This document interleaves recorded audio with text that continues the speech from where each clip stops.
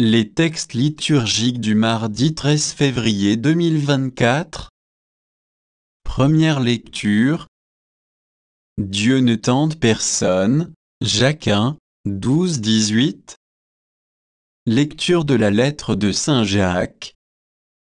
Heureux l'homme qui supporte l'épreuve avec persévérance, car, sa valeur une fois vérifiée, il recevra la couronne de la vie promise à ceux qui aiment Dieu dans l'épreuve de la tentation.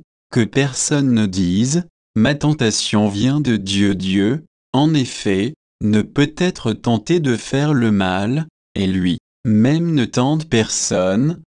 Chacun est tenté par sa propre convoitise qui l'entraîne et le séduit, puis la convoitise conçoit et enfante le péché, et le péché, arrivé à son terme, engendre la mort. Ne vous y trompez pas, mes frères bien-aimés. Les présents les meilleurs, les dons parfaits, proviennent tout d'en haut, ils descendent d'auprès du Père des Lumières, lui qui n'est pas, comme les astres, sujet au mouvement périodique ni aux éclipses. Il a voulu nous engendrer par sa parole de vérité, pour faire de nous comme les prémices de toutes ses créatures. Parole du Seigneur. Psaume 93, 94, 12-13, 14-15, 18-19.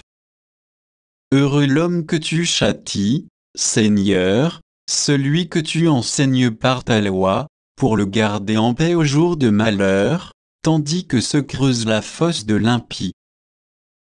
Car le Seigneur ne délaisse pas son peuple, il n'abandonne pas son domaine. On jugera de nouveau selon la justice, tous les hommes droits applaudiront.